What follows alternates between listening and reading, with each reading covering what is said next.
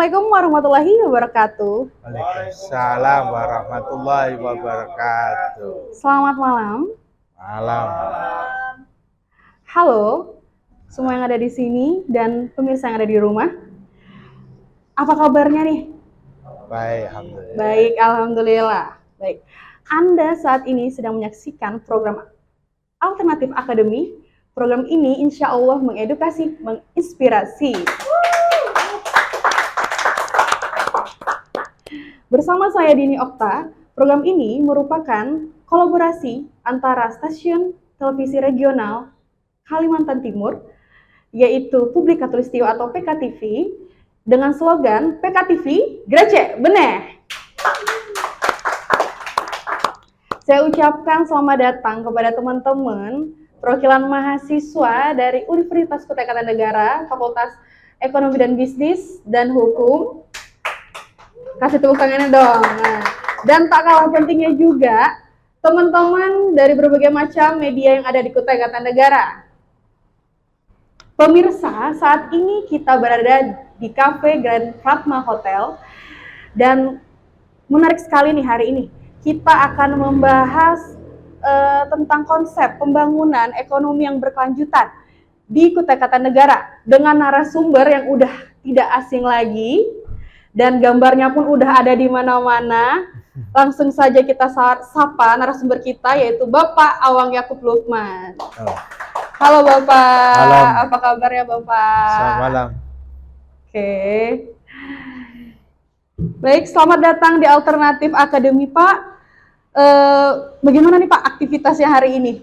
Kalau boleh tahu. Luar biasa, cukup sibuk mulai subuh sampai ke Badal Isya ya, pada malam hari ini ya. Cukup melelahkan. Cukup melelahkan. Semoga Bapak diberi kesehatan selalu Pak ya. Siap, alhamdulillah.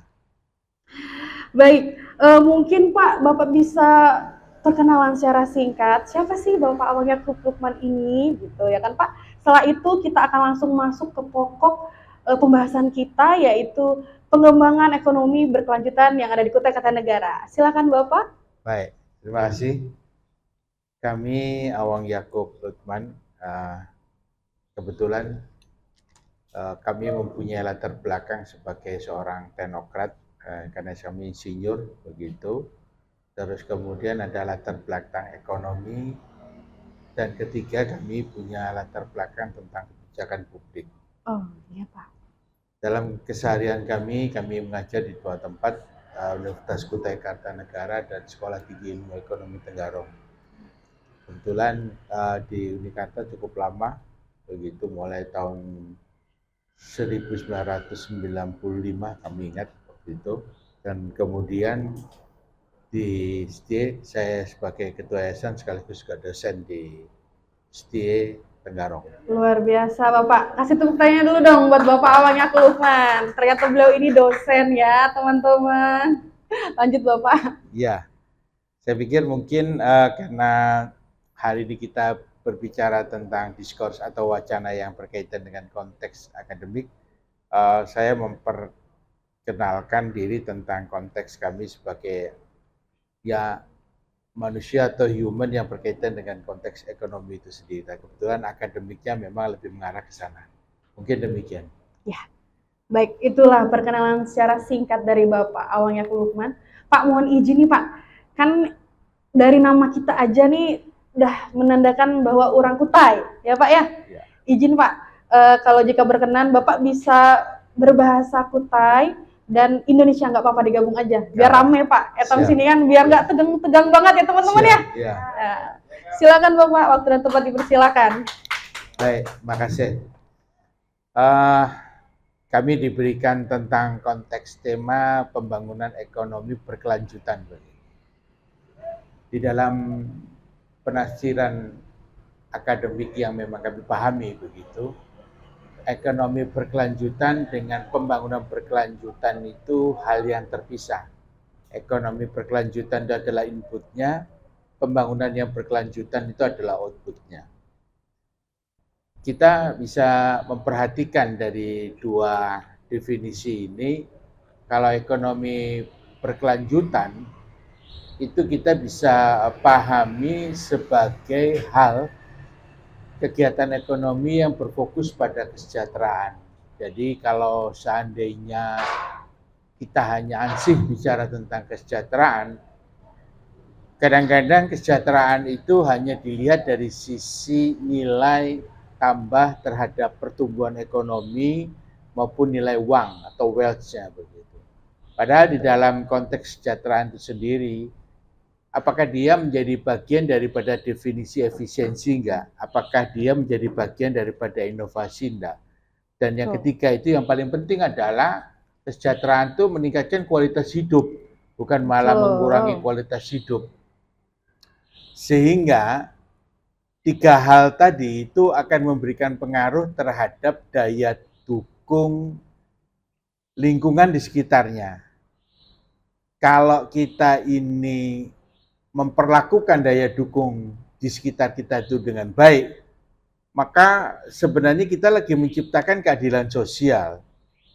Dan itulah yang dimaksud dengan keberlanjutan ekonomi yang tidak terpisahkan dengan lingkungan. Jadi saya mau sampaikan sekali lagi, orang berbicara tentang kegiatan ekonomi itu hansih outputnya kesejahteraan. Padahal definisinya dia harus punya efisiensi, ada inovasi, ada kualitas hidup.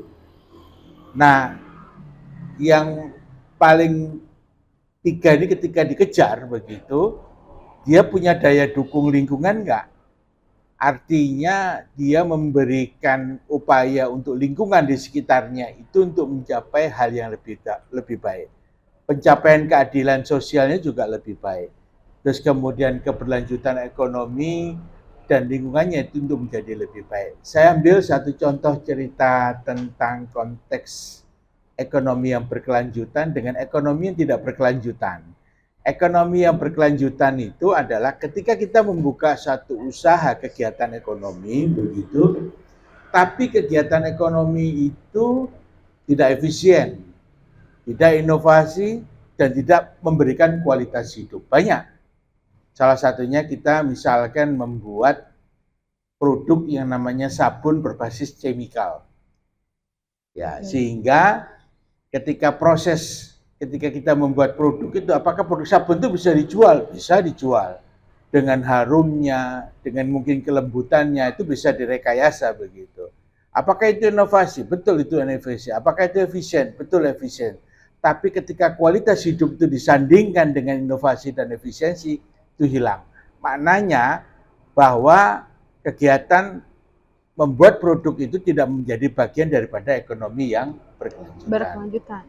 Apalagi kalau misalkan hasil daripada residu produk sabun itu sendiri ternyata bisa merusak lingkungannya. Terus kemudian unfairnya lagi, tidak fairnya lagi, mungkin kita melihat residu daripada kegiatan pembuatan sabun tadi itu ternyata memberikan pengaruh terhadap lingkungan, misalkan air di sekelilingnya. Padahal air sekelilingnya lagi dibutuhkan misalkan oleh pihak-pihak yang lain. Sehingga kegiatan ekonomi berjalan tapi lingkungannya terganggu. Nah, inilah yang dimaksud dengan ekonomi keberlanjutan. Yang ingin kita sampaikan bahwa banyak orang berpikir ini dari kegiatan unrenewable ke renewable. Enggak. Ya, ini yang selalu salah orang memandang ini. Sehingga cara penafsiran ini, paradigma ini terlalu sempitnya melihat situasi yang ada ini, sehingga setiap daerah itu tidak berlomba-lomba untuk membuat satu konsep ekonomi yang berkelanjutan yang nilai tambahnya itu sebenarnya lebih bagus. Betul. Jadi itu step pertama yang saya ingin sampaikan, sehingga tema kita malam hari ini tidak saya rubah, cuman saya ingin mengatakan bahwa pembangunan ekonomi berkelanjutan yang dimaksud dari tema kita, pertemuan kita pada malam hari ini adalah ekonomi berkelanjutan yang memberikan pengaruh signifikan terhadap pembangunan berkelanjutan. Jadi kalau ada ekonomi berkelanjutan, tapi kalau pembangunan tidak berkelanjutan, ya tidak akan memberikan mana. Di contoh yang paling banyak kita rasakan, banyak orang sembarang membuat jalan misalkan. Seolah pemerintah sudah memberikan bantuan terhadap proses pengembangan infrastruktur. Padahal pengembangan proses infrastruktur yang dibangun, ini tidak memberikan pengaruh signifikan terhadap pembangunan berkelanjutan.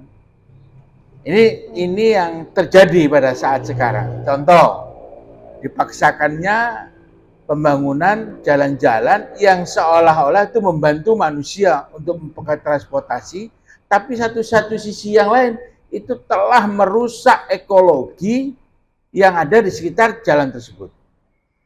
Ya, ini terjadi. Jadi kita bisa membayangkan ketika kita harus memaksa satu konsep ekologi lingkungan yang memang akan berubah secara drastis terhadap pembangunan jalan tersebut, ini juga harusnya menjadi pertimbangan.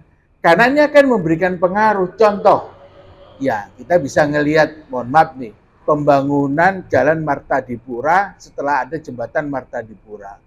Menurut saya, rekayasa proses pembuatan jalan tadi itu betul-betul akan merusak ekologi pembangunan pada lingkungan-lingkungan hidup yang lain. Coba bisa dibayangkan, sehingga dengan adanya akses tersebut, yang seharusnya air itu bisa naik begitu, sekarang air ya banyak tidak tertahan, kalaupun tetap dipaksakan, posisinya air itu tidak memberikan manfaat. Kenapa itu terjadi? Karena menurut pertimbangan kita, itu tidak mempertimbangkan bagaimana ada satu titik komunitas lingkungan yang tadinya survive dan hebat, sekarang ternyata rusak karena dipaksakan dengan proses pembangunan jalan tersebut. Ini satu contoh. Kemudian kita melakukan proses upaya pembangunan ekonomi. Menurut ceritanya jalan ini bisa melakukan proses pembangunan ekonomi. Kita mengatakan tidak demikian. Karena pembangunan ekonomi ini bukan hanya bicara yang kaitannya dengan utopianis. Apa itu utopianis? Kita bangun jalan, tujuannya untuk kesejahteraan dan memang akan memberikan nilai kesejahteraan. Ternyata enggak. Kalau itu kesejahteraan tidak didampingi dengan ekologis, maka sebenarnya secara jangka pendek iya terjadi kesejahteraan, tapi secara jangka panjang enggak. Terus bagaimana cerita tentang pembangunan yang berkelanjutan kalau pembangunan ekonominya sudah demikian? Maka pembangunan ekologinya akan terganggu dan terakhir pembangunan masyarakatnya juga akan terganggu. Contoh yang bisa kita rasakan sekali lagi, kita mengupayakan ada perambahan kepentingan hak-hak masyarakat yang dipaksa untuk di-HGU-kan untuk perkebunan sawit. Contoh ini. Dari satu sisi, pembangunan ekonominya dan pembangunan masyarakatnya, ya. Tapi pembangunan ekologinya enggak. Begitu juga pembangunan ekonominya ditempuh dengan nilai yang lebih tinggi, tapi pembangunan masyarakatnya enggak dilakukan. Jadi saya hari ini menangkap ada kejadian yang sangat ekstrim di Jahap begitu. Saya ambil aja langsung ini sebagai satu studi kasus kita, bahwa ada satu perusahaan yang ternyata dia sudah membuka pengembangan HGU, kemudian ada inti plasma, tetapi pembangunan masyarakatnya tidak diperhatikan. Kalau menurut pertimbangan kita, ketika ada proses upaya pembangunan sawit begitu, hari ini kebutuhan sawit itu apa sih?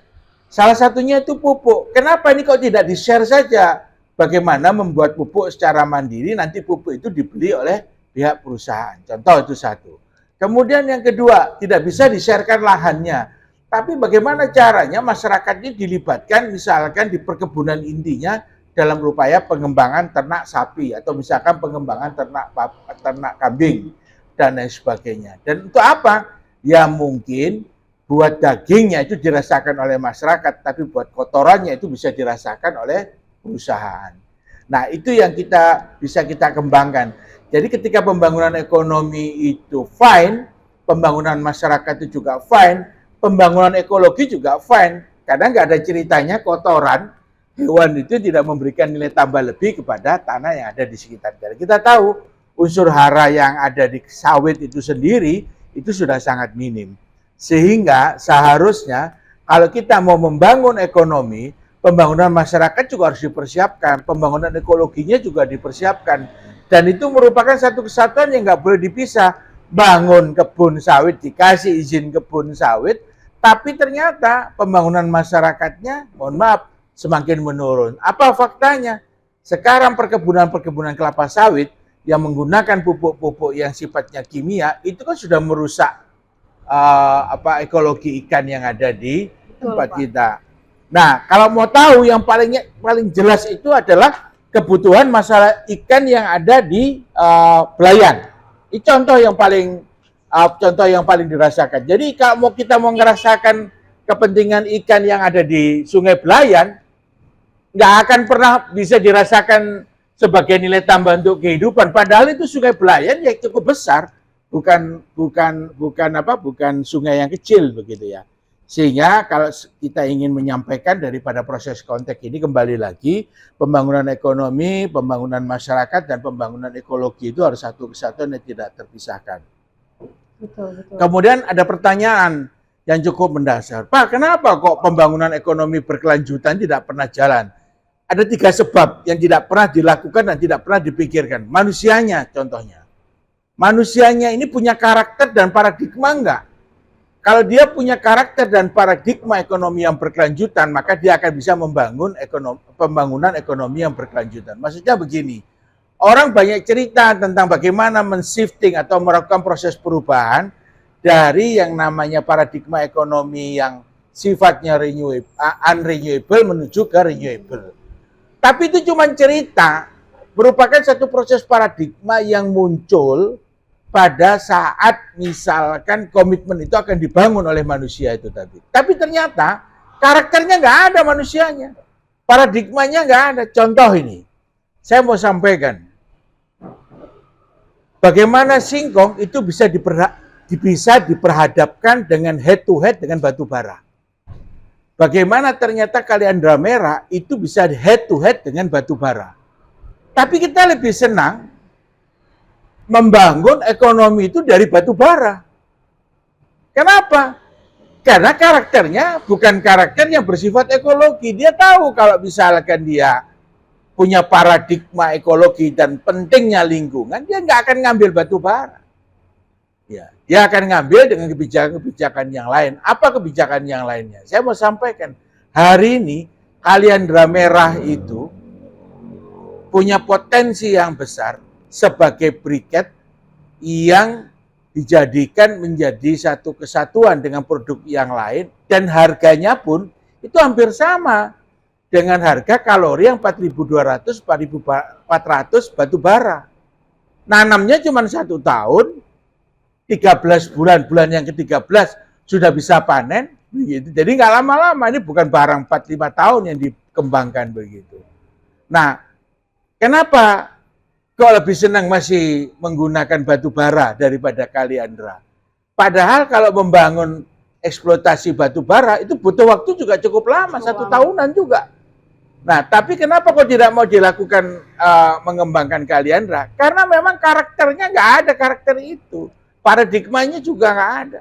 Jadi tetap dipaksakan energi itu hanya ansih memikirkan batu bara.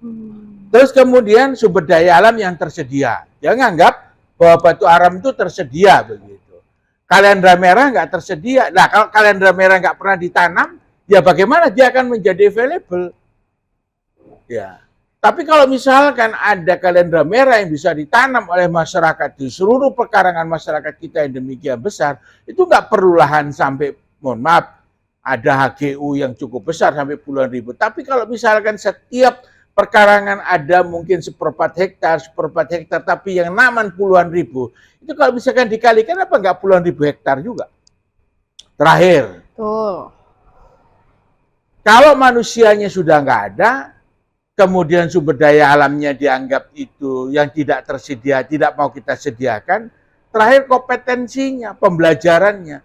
Jadi kita sudah paham bahwa eksistensi batu bara di tempat kita hari ini memang cukup besar.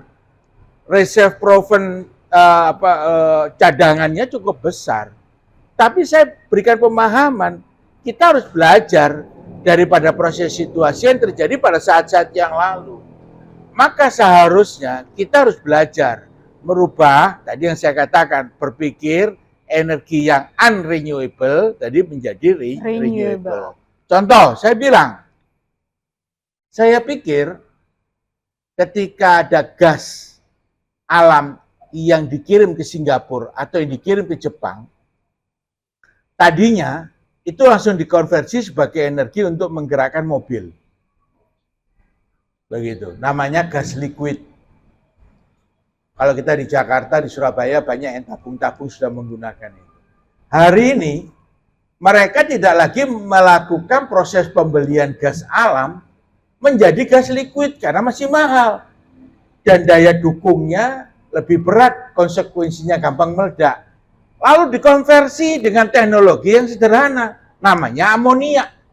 Volumenya berkembang menjadi 4-5 kali lipat, tekanan barnya yang tadinya 12 bar berubah menjadi 1-2 bar, maknanya tidak gampang meledak. Dan kemudian yang ketiga, itu lebih kecil. Kalau yang pakai gas liquid tabungnya lebih besar, yang itu menggunakan tabungnya lebih kecil.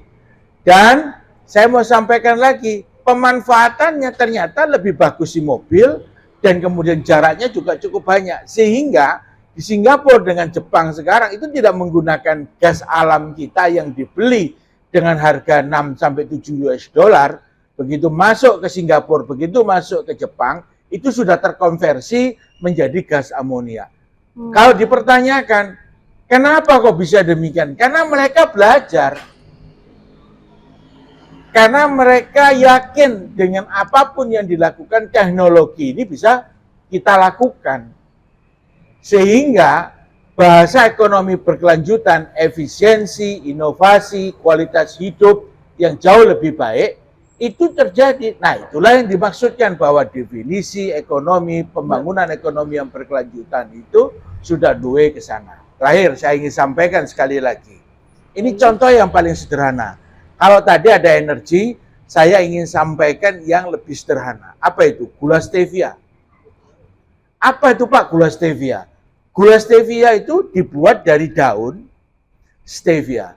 Dan daun stevia ini menjadi satu proses yang cukup mudah, nggak perlu ada pembangunan kebun yang cukup luas. Itu di pekarangan-pekarangan rumah, begitu itu bisa dilakukan. Sehingga sekarang ini banyak orang Jogja sudah mengkonversi kegiatan untuk minum gulanya itu tidak menggunakan gula pasir, meskipun tersedia. Kenapa? Karena dia sudah bisa membuat yang namanya gula stevia di rumah masing-masing. Harganya, kalau kita mau tahu di Eropa sekarang ini 14 euro. Pak, 14 euro itu berapa itu Pak? Ya kurang lebih sekitar 100 gram. Kalau dikalikan uangnya euro sekarang ini 15.000, ya kurang lebih sekitar 150 sampai 200.000. Kalau yang bagus lagi, begitu itu bisa sampai 165.000 euro per kilo. Ya, kalau ini kita bisa bayangkan, daripada nanam tebu yang memerlukan waktu cukup lama, maka gula stevia ini menjadi semacam satu proses alternatif. Setiap rumah-rumah itu bisa mengembangkan gulanya masing-masing, tidak perlu. Karena gulanya pasir itu perlu 1 sendok. Kemudian kalau gula stevia hanya perlu 1/10-nya. Sangat jauh Pak ya? Ya, dari sisi manisnya. Dan hebatnya lagi, kalau gula stevia 0 kalori, kalau gula tebu itu sudah menghasilkan kalori yang lebih besar.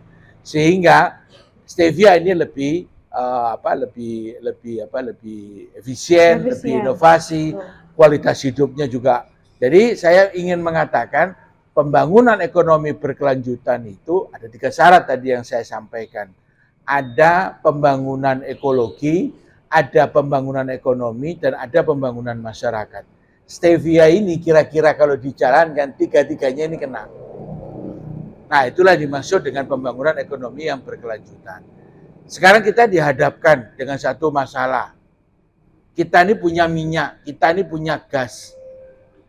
Kita mengatakan bahwa minyak gas cukup aja dikonversi menjadi energi untuk BBM. Padahal hari ini kita sudah menemukan studi kasus ya bahwa yang namanya gas diambil oleh grupnya Parna Group, itu sudah dikonversi menjadi amonia. Sekarang pengekspor terbesar di Indonesia untuk gas, untuk amonia, itu ada di Parna Group, di Bontang. Kok mata kita nggak kelihatan? Ya, kita hanya memberikan harapan kepada Parna Group. Padahal amonia ini salah satu turunannya adalah membuat yang namanya jaring. Jadi yang namanya apa nih? Nilon. Jadi kalau ada amonia, maka kita bisa membuat nilon. Kalau kita punya produk amonia, kita nggak akan bisa membuat serat nilon. Nah, salah satu bahan material untuk membuat nilon itu adalah dari amonia. Amonia. Hari ini kita bisa melihat di Badak, orang punya gas, orang punya minyak, kita yang punya minyak, tapi yang membangun produk untuk membuat bahan badak itu orang Australia. Padahal ini residunya itu yang dipakai untuk membangun yang namanya, mohon maaf sekali lagi, untuk material bahan peledak. Kenapa kok kita tidak berpikir sedemikian? Karena residunya minyak, residunya yang namanya gas, itu bisa dibuat turunan yang lebih hebat dan lebih baik daripada apa yang sekarang bisa kita rasakan. Saya pikir demikian.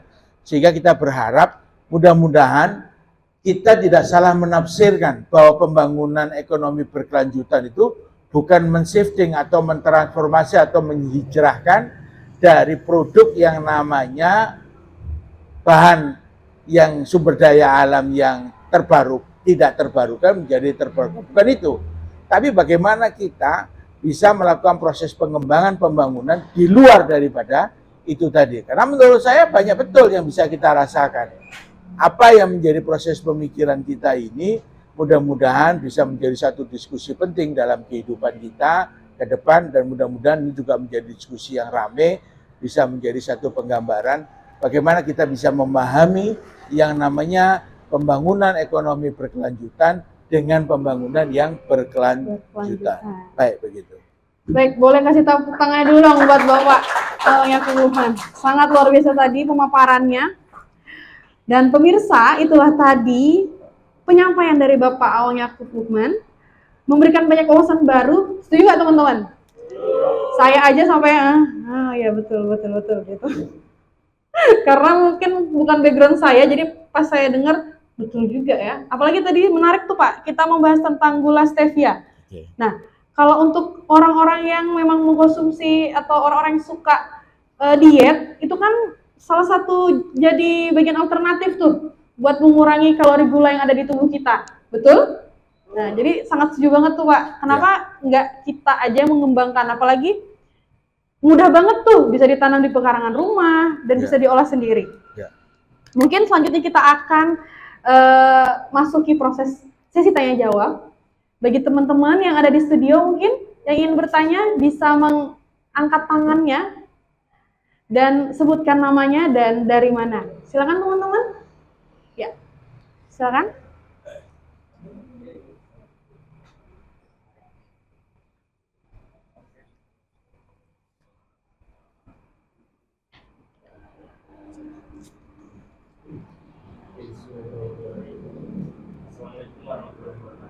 Waalaikumsalam warahmatullahi wabarakatuh. Sebelumnya perkenalkan, nama saya Putra, saya dari Fakultas Hukum Universitas Kota Barat. Tadi dibahas mengenai ekonomi berkelanjutan ya. Dijelaskan juga tadi bahwa berbicara ekonomi yang berkelanjutan itu berbicara upaya meningkatkan kesejahteraan masyarakat dalam jangka waktu yang sangat panjang, kira-kira begitu ya Pak.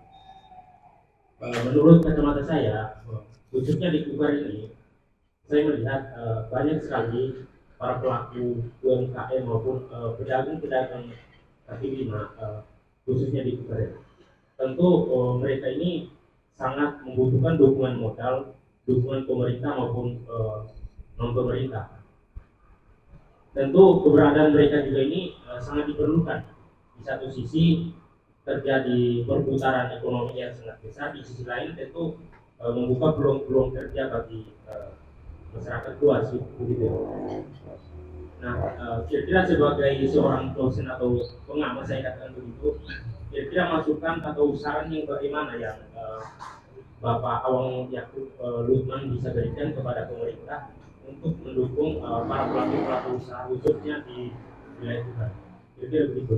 Sekian, wassalamualaikum warahmatullahi wabarakatuh. Baik, satu pertanyaan. Ada lagi kah yang ingin bertanya? Silakan kakak yang di belakang. Mungkin bisa maju aja, Kak. Ya, biar kelihatan wajahnya. Karena kalau di belakang nggak kelihatan. Sebutkan namanya, salam dari mana? Baik, Assalamualaikum warahmatullahi wabarakatuh. Waalaikumsalam warahmatullahi wabarakatuh. Perkenalkan, nama saya Ali. Saya masyarakat biasa yang ingin saya tanyakan kepada Bapak Wamen Hukuman terkait ekonomi yang berkelanjutan tadi. Saya cukup menarik terkait pembahasan tersebut. Kenapa? Karena kalau berbicara ekonomi berkelanjutan itu sudah menjadi tren dimanapun. Untuk menjadi suatu peradaban yang sangat maju, maka harus dibutuhkan dengan ekonomi berkelanjutan atau sustainable. Nah, yang saya perhatikan sejauh ini bukan sumber daya alamnya itu tidak kurang, bahkan bisa dibilang terkaya di Kalimantan Timur. Namun harus ada treatment tertentu. Ini menurut saya, pandangan saya, harus ada treatment tertentu untuk membuat gimana sustainable atau ekonomi berkelanjutan itu ada di muka. Karena mohon maaf, masyarakat di sini masih terbiasa dengan hal-hal yang sifatnya tradisional. Dan kalau untuk menuju arah sustainable atau berkelanjutan, bukankah harus ada lebih modernisasi, terutama dalam sumber daya manusianya? Seperti itu. Seperti contoh, mungkin pemerintah pada umumnya itu selalu apabila PAD-nya besar dan lain-lain, itu selalu memberikan bantuan terus menerus kepada masyarakat. Di satu sisi itu bagus bagi pemerintah, namun bagi masyarakatnya sendiri dia tidak dapat atau kurang berdaya saing secara mandiri. Kenapa? Karena dia terbiasa dengan memberikan yang namanya bantuan. Dan bahkan menurut salah satu dosen saya, dia bilang sebenarnya yang terbaik adalah bagi masyarakat itu diciptakan pasar. Tidak hanya berbicara tentang masalah berkelanjutan. Nah, menurut pandangan Bapak, bagaimana Pak cara solutif terkait di mana satu sisi mengimbangi pasar, tapi di satu sisi juga dapat membuat sustainable atau ekonomi berkelanjutan itu menjadi masif. Kurang lebihnya seperti itu Pak. Terima kasih. Ya.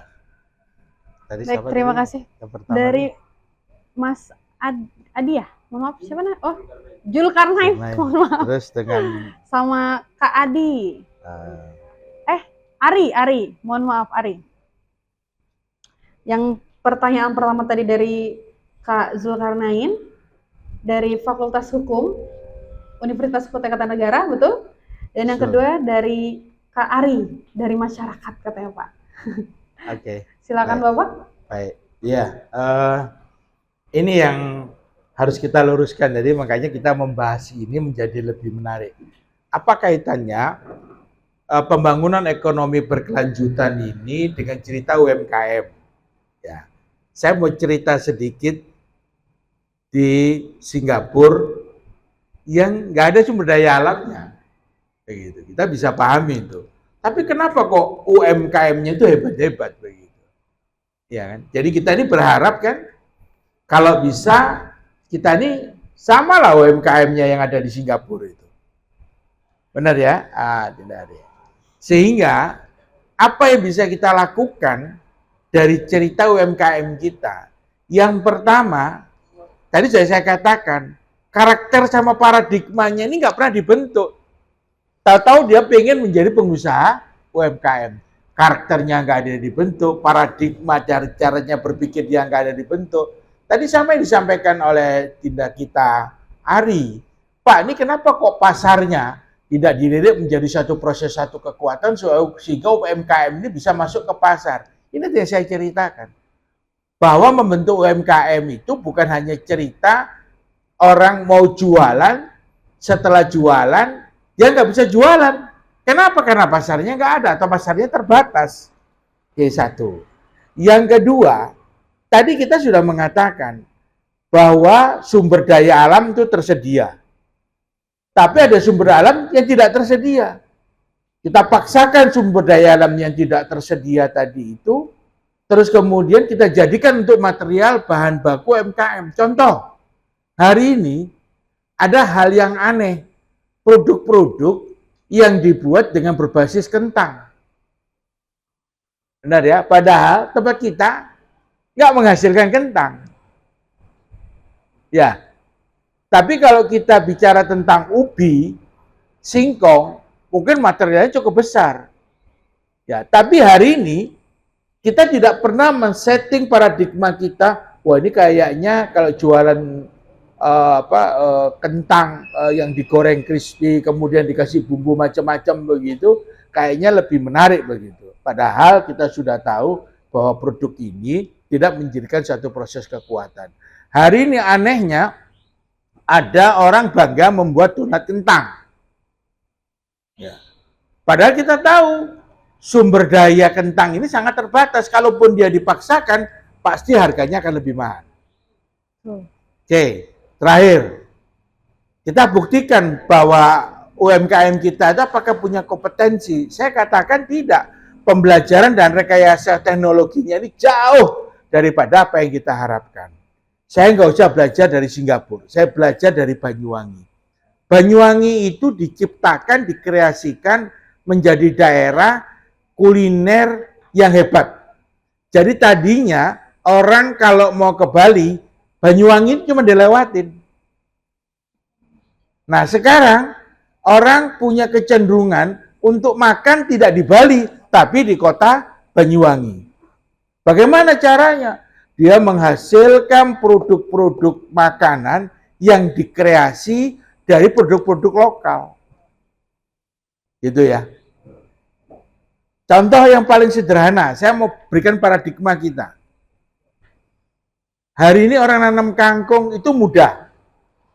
Benar ya? Orang nanam kangkung itu mudah. Jadi kalau sekarang ini ada ayam ganja, ada apa macam-macam yang pokoknya ganja-ganja itu ternyata dari kangkung yang digoreng.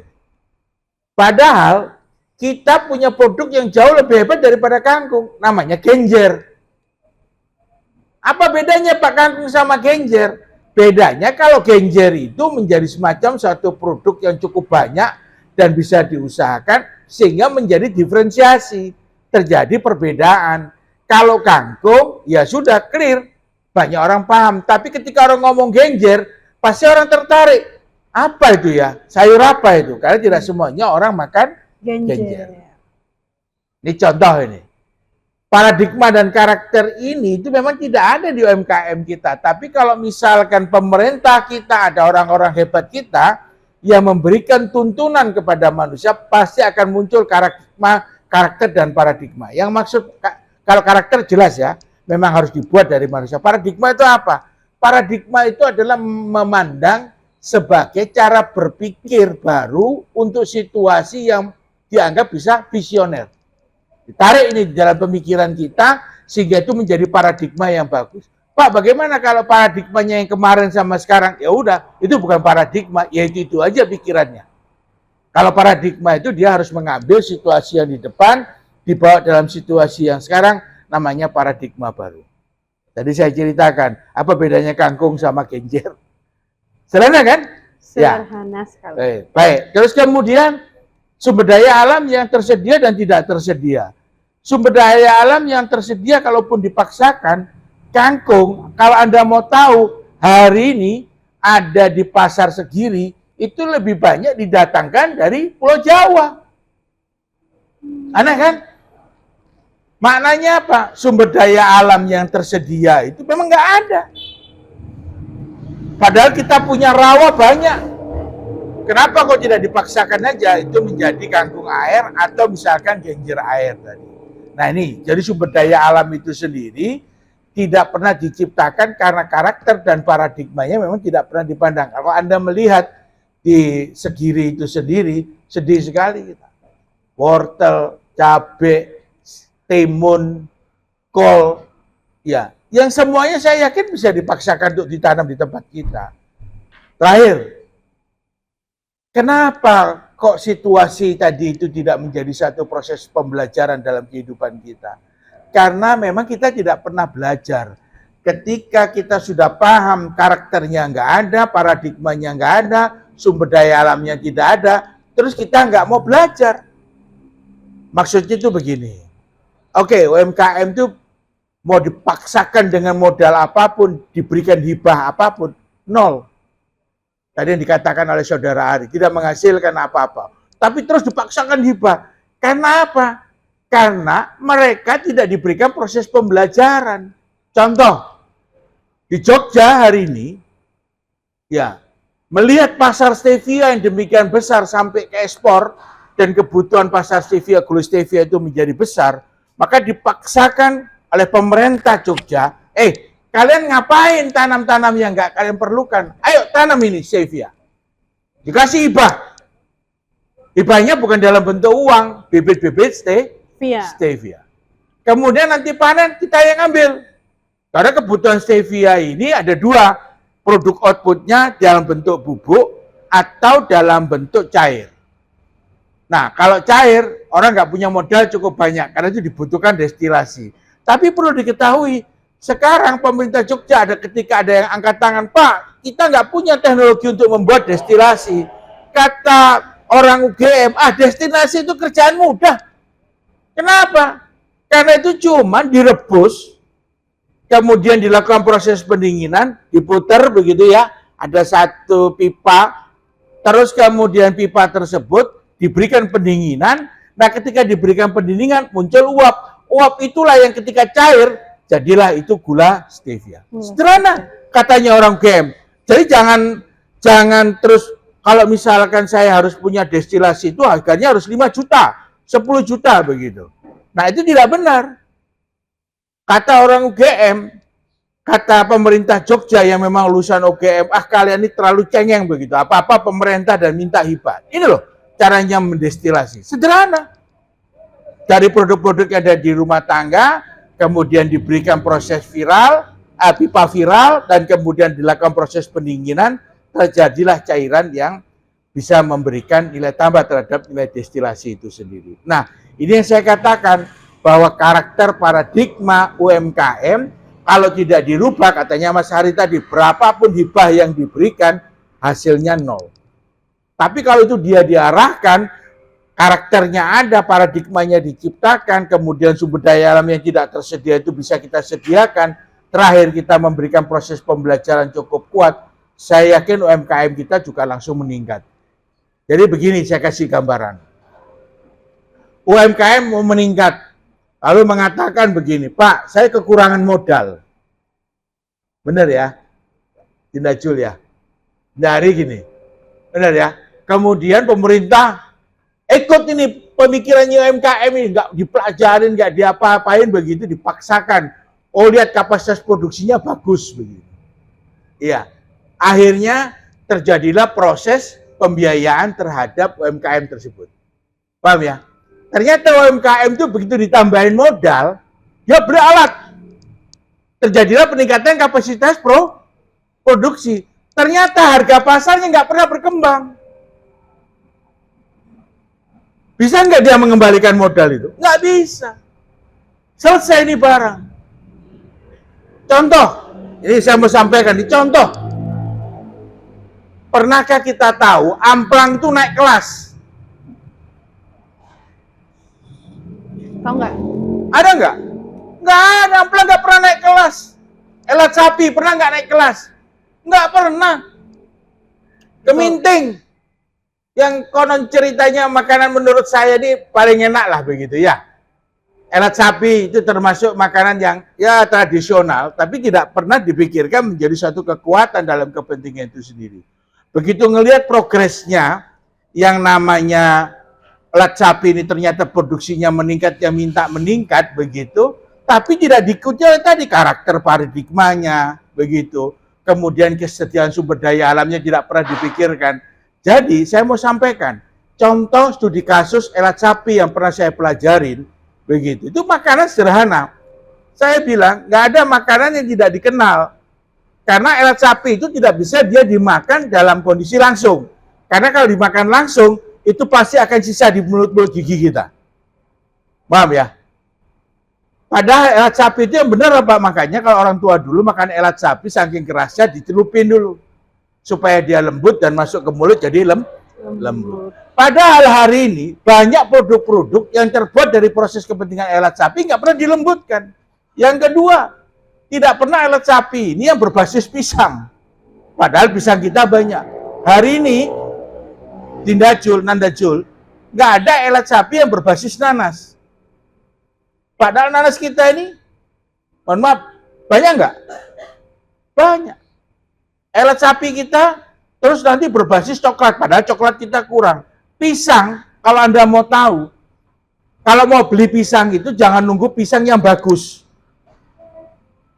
Saya kasih ini rahasianya. Pak, terus bagaimana kalau mau kita makan pisang yang kaliumnya semakin tinggi, tunggu saja pisang itu ditaruh di tempatnya dia 2-3 hari. Semakin ada hitam-hitamnya, maka kaliumnya semakin tinggi. Nah, pada saat itulah produk itu bagus dibuat untuk kue. Ya, namanya kue pisang. Nah, kalau saya bisa bayangkan, kalau seandainya alat sapi dengan kekuatan sumber daya pisang kita yang ada di tempat kita ini bisa kita satukan, saya yakin ada satu kekuatan baru terdiferensiasi menjadi hal yang kuat. Begitu. Jadi kalau misalnya dikatakan oleh saudara tadi Jul ya, begitu Nanda Jul, Pak gimana UMKM ini kok nggak berkembang-kembang? Karena 3 tadi nggak dijalanin. Tapi kalau misalkan pisang sama alat sapi itu menjadi satu kekuatan, selesai ini barang. Pasti ada punya nilai tambah. Jadi contoh kalau misalnya kita ke Batam, itu selalu yang dicari adalah cake pisang. Di Batam, begitu. Kalau di Ambon tuh pasti selalu bilang Bika Ambon. Ya, padahal itu di Medan. Benar ya? Tapi yang punya nama Ambon. Why? Karena ingin menunjukkan diferensiasi tadi. Sehingga menurut pertimbangan kita, baik saudara Jul tadi maupun saudara Ari, kenapa UMKM kita tidak bergerak dan naik kelas? Karena 3 kepentingan ekonomi berkelanjutan tadi tidak pernah diberikan satu hal pada kepentingan pemerintah. Jadi pemerintahnya, wah ya ini perlu tambahin modal, ya perlu modal, tambahin modal. Ternyata tidak bisa berkembang dengan baik. Saya pikir mungkin demikian. Ada yang tanya lagi? Baik, itu terjawab tadi ya Kak ya, Kak Zulnain dan Kak Ari. Sudah terjawab. Baik teman-teman, ada yang izin Pak? Iya, tahu ya. Iya, Keringetan ya. keringetan Pak. Baik teman-teman, ada yang ingin bertanya lagi kah? Cukup. Kalau nggak ada yang ingin bertanya? Kalau nggak ada Pak, bolehkah saya bertanya Pak? Boleh, nah, silakan. Menarik banget nih pembahasan kita pada malam hari ini. Ya. Jadi jika Pak, dalam pembangunan ekonomi dan masyarakat ini sudah terjadi dan pembangunan ekologi ini udah rusak nih Pak, apakah kita bisa membangun kembali ekologi yang telah dirusak ini? Mungkin itu aja Pak. Baik. Silakan Bapak. Saya paham ini contohnya pertambangan yang tidak direklamasi dengan baik begitu. Tapi pertanyaannya apakah itu bisa dilakukan? Saya yakin bisa. Gitu. Meskipun tanahnya itu unsur haranya kurang begitu, tapi bisa saya yakinkan sekali lagi kita punya pondasi tempat. Ya. Jadi tanah gitu, tanahnya nggak ada unsur hara. Terus dipaksakan tuh tanaman, ya nggak akan dia cepat untuk bisa melakukan itu. Sehingga harus ada proses perubahan paradigma terhadap tanah tersebut. Contoh, saya ambil banyak pengembangan tambak udang. Itu ya, tambak udang. Kita bangga betul ini. Dari kurang lebih sekitar 120.000 hektar tambak udang di Delta Mahakam itu ada kurang lebih sekitar 80 sampai 90% itu ada tambak udang begitulah. Maaf, 60 sampai 70% ada tambak udang. Kita bangga dengan luasan yang ada di tambak udang tersebut. Tetapi yang terjadi, semakin luas tambak udang itu, tapi kalau tidak direkayasa dari sisi proses pengelolaan tambak itu sendiri, itu terjadi proses anomali hasil.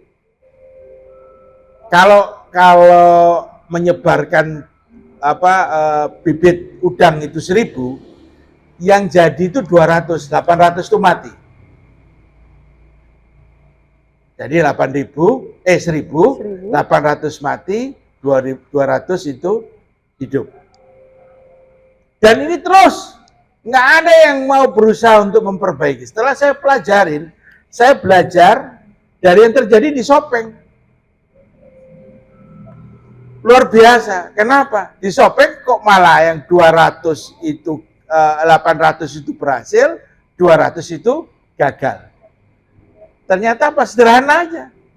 dia berusaha mengamankan sebelum ditambak tadi itu dilakukan proses budidaya, maka dia melakukan proses perbaikan daripada daya dukung tanah. Kemudian yang kedua, menyediakan pakan. Pakannya disediakan dari alam, namanya were-were, udang kecil. Were-were itulah yang dibudidayakan dulu. Setelah were-werenya banyak, baru dimasukkan bibit udang. Yang jadi makanan itu adalah were-were tersebut oleh bibit udang. Sehingga terjadi peningkatan. Kalau dulunya sama seperti kayak Kaltim, sekarang dalam faktanya mereka sudah punya 800 yang berhasil, yang 200 tidak berhasil. Nah, tadi kalau ditanyakan, apakah ekologi daya dukung daripada pasca yang rusak tadi itu bisa dilakukan? Bisa. Asal paradigmanya dirubah. Pertama adalah daya dukung daripada apa yang dari ekologi yang rusak itu kita bisa perbaiki. Pak, bisa nggak memperbaiki? Bisa. Kalau dulu kita memerlukan proses yang cukup lama. Ya, kita buang pupuk atau kita buang kotoran, prosesnya cukup lama. Nah, sekarang sudah ada teknologi yang merekayasa, bahkan menghasilkan unsur hara dalam waktu cuma 1 malam. Ini memang nggak masuk akal, tapi itu terjadi. Caranya bagaimana?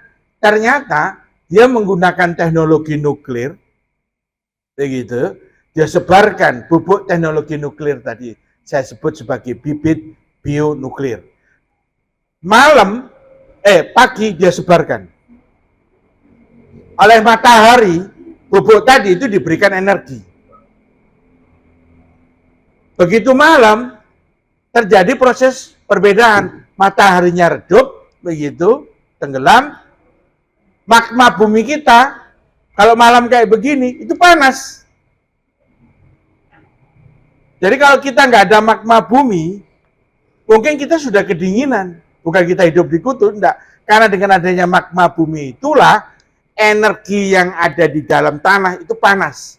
Nah, kemudian pupuk tadi, dalam waktu yang singkat semalam saja, itu menarik unsur-unsur hara akibat panas yang dimunculkan oleh magma bumi. Ini contoh.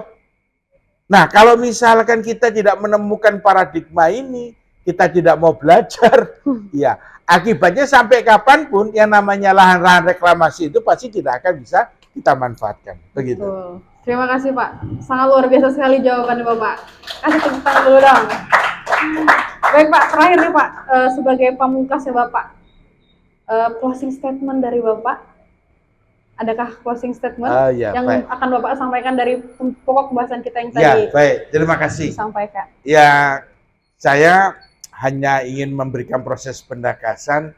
Mari kita meletakkan definisi tentang pembangunan ekonomi yang berkelanjutan tadi. Mudah-mudahan dengan kita memahami tadi bahwa pembangunan ekonomi berkelanjutan itu bukan hanya ansi kita kejar kesejahteraan, tapi ada efisiensi, ada inovasi. Kemudian yang tidak kalah pentingnya adalah bahwa dia memperhatikan ekologi lingkungan enggak. Nah, kalau dia tidak memperhatikan ekologi lingkungan, mau efisiensi, mau inovasi yang hebat pun bagaimana, itu pasti akan merusak alam. Kemudian yang kedua, jangan kita suka bicara unrenewable dengan renewable. Kita tidak akan pernah bisa memahami tentang unrenewable menuju ke renewable kalau kita tidak pernah bisa memahami yang mau di renewable ini apa. Tadi yang saya ceritakan, ini barang beribu-ribu tahun, berjuta-juta tahun ada di dalam tanah kita, kemudian kita ambil, konon ceritanya kita mau renewable. Tapi sampai dengan hari ini, ngambil saham di blok-blok yang ada di gas-gas kita itu nggak ada pernah bisa. Iya, apanya yang mau di renewable? Tapi kalau misalnya kita beli saham, dan kemudian saham itu bisa kita milikin, maka kapasitas produksi yang dilakukan oleh Pertamina yang dimonopoli oleh Pertamina tersebut, menurut pertimbangan kita, bisa kita ambil. Apa itu namanya? Domestic market obligasi. Aku punya saham 30% dan aku minta jatah gas sama minyak. Nah, gas sama minyak inilah yang akan kita renewable. Tadi yang saya ceritakan, Masa yang punya Parna Group terus? Ya, kita masa nggak bisa membangun. Padahal di teknologi cukup dilakukan 3 pas pemanasan, maka muncullah yang namanya amonia. Sederhana, bukan teknologi yang terlalu tinggi untuk bisa kita lakukan. Terakhir kami ingin sampaikan sekali lagi bahwa kita memahami unrenewable dan renewable itu, kalau kita tidak punya paradigma, tidak punya karakter, tidak memahami sumber daya alam yang tersedia atau tidak tersedia, dan yang terakhir kita tidak mau belajar, maka sebenarnya kita ini tidak pantas bicara tentang pembangunan ekonomi yang berkelanjutan. Tapi kalau tiga-tiganya ini kita jalankan, kita optimis, jangankan kita mau jualan yang lebih hebat, jualan stevia saja bisa.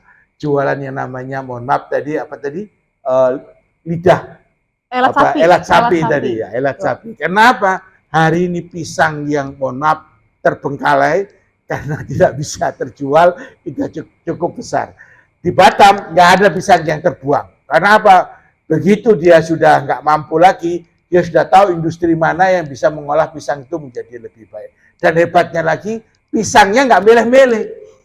Mau pisang raja, mau pisang apa, mau kita ini, saya lihat ada kurang lebih sekitar ada hampir 20 jenis pisang.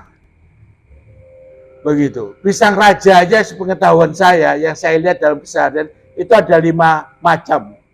Ya. Dan rasanya itu hampir mirip-mirip sama pisang raja. Tapi hari ini kalau kita beli pisang raja, nggak ada, harganya di bawah 20.000. Ya, mudah-mudahan ini bisa menjadi satu proses pemikiran kita, bahwa mudah-mudahan tiga-tiganya ini bisa menjadi satu proses pemikiran dalam kehidupan baru kita yang lebih baik. Terima kasih. Baik, terima kasih Bapak. Baik pemirsa, tidak terasa kita telah sampai di penghujung acara. Hari ini kita telah banyak belajar tentang bagaimana cara pembangunan ekonomi berkelanjutan di Kutai Kartanegara dari narasumber hebat kita, Bapak Awang Yakub Lukman. Terima kasih Bapak. Semoga apa yang telah Bapak sampaikan ini bisa bermanfaat untuk para teman-teman yang hadir secara live di sini maupun yang ada di rumah. Dan saya izin, boleh nggak closing statement? Boleh. Silakan Bapak, boleh. Ini closing statement beneran ya? Nah, ini beneran. Silakan. Saya cuma ingin memberikan proses penegasan. Awang Yakub itu tidak pernah hebat. Baik. Yang hebat itu karena kita mendapatkan berkah ilmunya Allah. Nah, saya selalu melihat satu proses permasalahan itu karena saya mendekatkan diri sama Allah. Ya Allah, ini ada satu masalah. Dan pemikiran saya itu terbatas. Nah, kemudian Allah memberikan inspirasi. Kita pikir buka Google itu inspirasi tangannya kita, pikiran kita. Enggak. Hari ini kita buka Google, ketemu langsung. Hari ini ada Google, kita enggak ketemu langsung solusinya. Nah, jangan-jangan waktu kita buka Google, itu kadang-kadang dibimbing sama Allah. Ini loh maksudnya jawabanmu begitu. Sama ketika Al-Quran, hari ini kita buka, tidak pernah tahu tentang proses jawabannya, dan ketika kita membuka ada jawaban itu, jangan-jangan itu ilmunya Allah. Bahwa hari ini saya ingin sampaikan, mudah-mudahan kita belajar dari satu kekuatan karena faktor keikhlasan, dan kita wajib untuk menerima ilmu Allah ini dengan sebaik-baiknya. Jadi Awang Yakub tidak hebat, yang hebat itu hanya Allah Subhanahu wa Ta'ala. Baik, setuju. Nah, ini baru closing statement nih, Pak ya. Setuju, Pak. Baik, teman-teman yang ada di sini dan di rumah, semoga yang disampaikan Bapak tadi juga membuka pikiran kita dan bisa kita implementasikan di kalangan masyarakat. Dan kami ucapkan terima kasih kepada seluruh sponsor yang mendukung rangkaian acara kita pada hari ini, serta kepada narasumber yang sangat luar biasa tadi, Bapak Awang Yakub Lukman. Dan tentunya kami ucapkan terima kasih kepada seluruh peserta yang ada hadir pada hari ini dan pemirsa yang ada di rumah. Dan kasih tepuk tangan lagi dong, apresiasi sekali lagi buat kita semua yang ada di sini. Semoga kita bisa menjadi pembicara yang hebat dan selalu menginspirasi, Pak, seperti Bapak. Sebelum saya tutup, kawakah saya nih pantun? Kawa ya. Baik, si Dikta makan buahku ini. Grecek. Sama-sama dulu dong, grecek kata Bapak. Ulang lagi ya, si Dikta makan buahku ini. Grecek. makan buahku ini di kawah sambil berdiri. Cek. Saya Dini Okta selaku host hari ini, mohon pamit undur diri. PK TV, Gereja Meneh. Assalamualaikum warahmatullahi wabarakatuh. Bapak, makasih banyak Bapak, sangat membuka sekali Iya, wawasannya. terima kasih. Ya. Alhamdulillah. Terima kasih teman-teman yang ada di sini dan tim-tim Bapak juga.